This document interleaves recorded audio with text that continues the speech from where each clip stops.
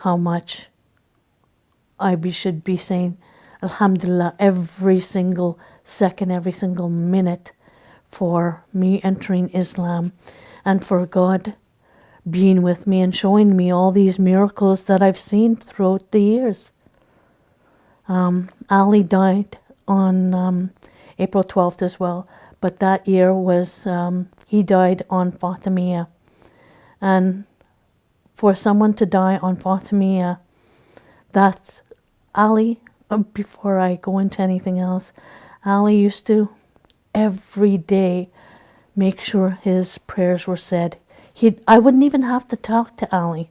Like, he'd just go to his room right away. He knew, like, oh, I have to start praying. And right away at a young age, he also learned Ziyar Ashura. And so he used to do that every single day, Ziyar Ashura. And subhanAllah, he died on the day of Fatimiyya.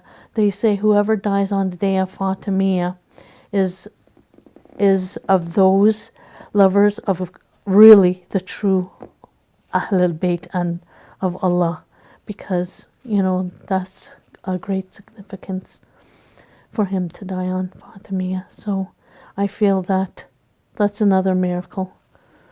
And in 2012, the other miracle is I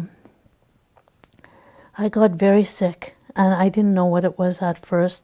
I just mostly stayed in bed, and I thought, well, I haven't been sick in such a long time, so I'm probably just getting the flu really bad. And I didn't want to go to no doctor, no hospital. The last thing I wanted to do was go to the hospital, because I just thought, oh my God, they're going to diagnose me. And I always looked at it as a bad thing, because, my two sons were in the hospital, and I thought, oh, I don't want to be diagnosed with something really bad. And then a couple of friends of mine told me, and one of them is Sister Layla Hasib. She told me, let's go to the hospital. Let's get this checked out. And so Sister Layla took me, and we went to the hospital, sitting there and waiting and waiting and waiting. Finally, we were admitted, and they told me, oh, I think she has pulmonary function fibrosis. Pulmonary function fibrosis is, you either get that from mold or mildew or from farms. And I didn't know anything about the disease at first, but after I learned that pulmonary function fibrosis is when your lungs get really stiff and they're no longer spongy, the way they're supposed to be spongy for you to breathe in and out. And so mine were just getting stiffer and stiffer as time went by. And it was getting harder for me to breathe more and more. So I was put on oxygen right away, like at the hospital. 2 weeks after I was in there, I was diagnosed with it. They put me on oxygen, and I came home with oxygen. And it was only a little bit at that time. But very quickly, the numbers on how much I had to use increasing came fast, and they were increasing very fast. And I just remember being really sick and having a hard time breathing, and even going up the stairs would be just a great big challenge for me.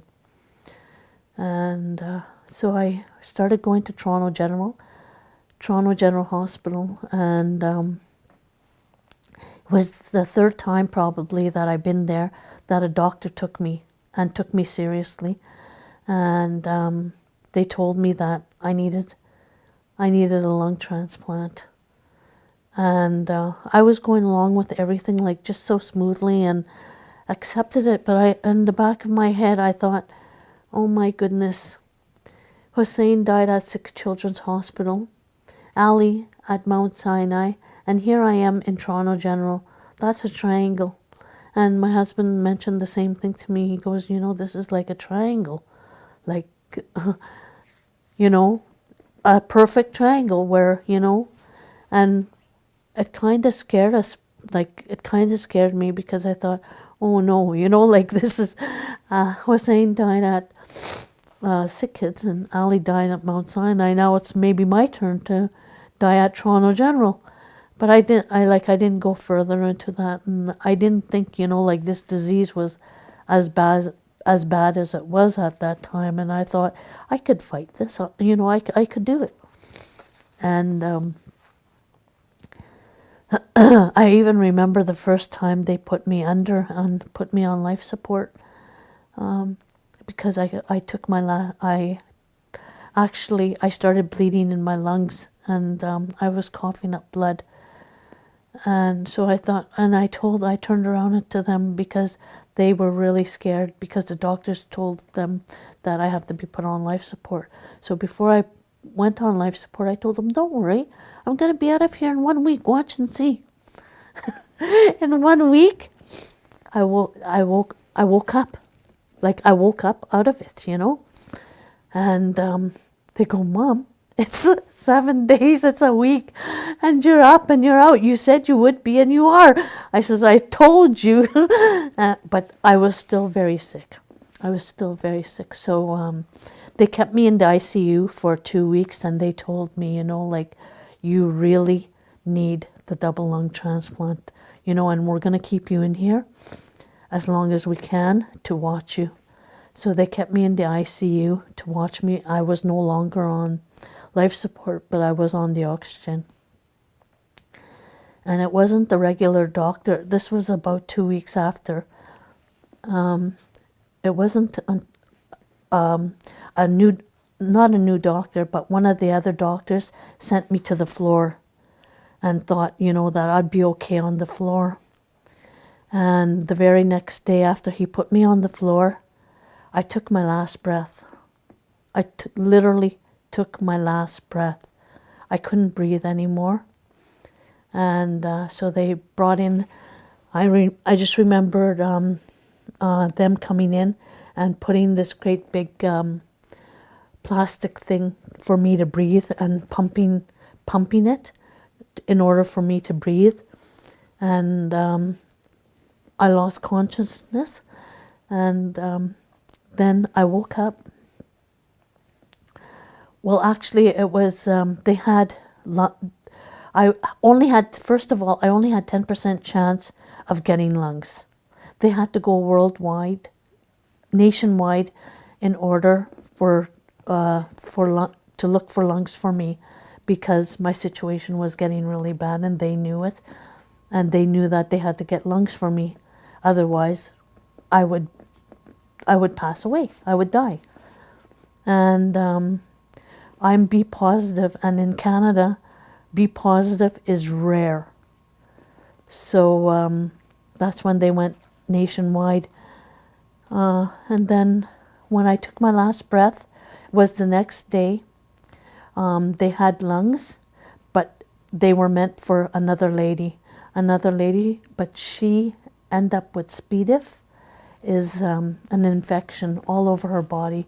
So if they gave her those lungs, they would be wasting them, because she was going to die anyway. So, they thought, okay, the next person in line is me, because I was already prepared. I had echo machine that was making my lungs. I had a great big tube in my neck, and plus on life support. And so the ECMO machine was to help my lungs, to get oxygen into my lungs, and for me to keep breathing. And that's how they were keeping me alive, from that ECMO machine and life support.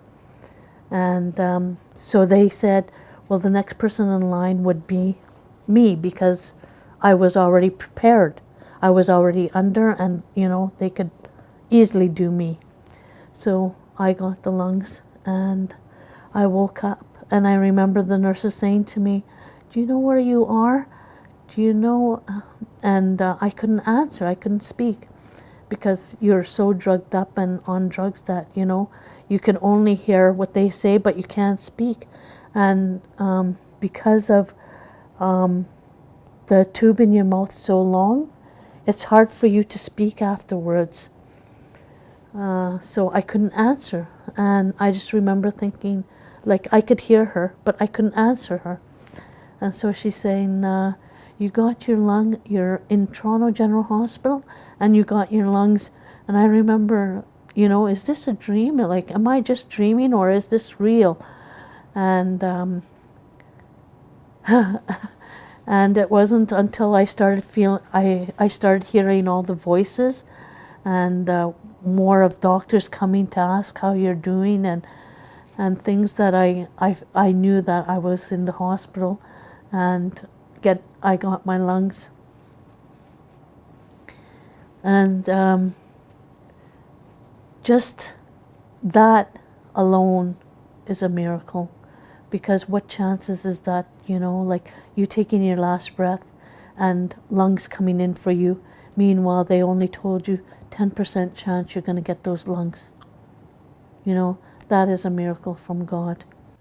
Anybody interested in learning about Islam or curious about Islam, to really look deep, and from the bottom of their heart ask God, to send you to the right path. And I always believe that you pray in your own little way, but if it comes from the heart, Allah will show you signs, and Allah will give you the strength. Allah will show you that Islam is the right path. And although there's not always good times in religion, and because the closer we get to Allah, the more tests we have, because Shaitan is always there to try to misguide us and try to pull us away from Allah and try to pull us his way. But you just got to be strong and believe in Allah and keep it in your heart and ask from the bottom of your heart just to give you the strength and to pull you through your search, and he will guide you. He'll guide you to the right way, and Islam is the right way for me, and for everybody. Like it's just the right religion. There's the 40th hadiths that you can look into. There's also the Quran, which is a good guide, and the du'as always help you, through whatever you're going through, because there's special du'as for whatever you want, whatever you're asking for. There's a special du'a, and there's special verses in the Quran, surahs, that you could be reading for, like I said, for protection, for healing, for all of this. And I would just suggest that, a lot of reading, a lot of research, and a lot of questions to people who have knowledge. Go to seminars, learn, just learn. I've always had a positive outlook for hijab and the beauty behind the hijab. And I always felt that with our young generation, it's difficult for them to wear hijab because they're going to school and they get teased a lot at school, or they get their hijab pulled off at school. So I thought I would write a poem about hijab and how it could empower us and the beauty behind it. And hijab is our protection also. So I wrote this poem, and I'd just like to share it with you. Bismillah ar-Rahman ar-Rahim. Hijab. Hijab is not just a piece of clothing. Hijab is all the knowing. It's the concealment of a woman's beauty. It's not just the clothing. It's Allah's law and our duty. Like a curtain, you don't want it so revealing. It starts within us. The heart is the beginning. In other words, we can't afford to be sinning. We shouldn't be fantasizing. Our gaze should be lowered. Our voices should be soft, not overwhelming. Woman is like a delicate pearl or flower, something that needs to be nourished and protected, like our hearts and souls.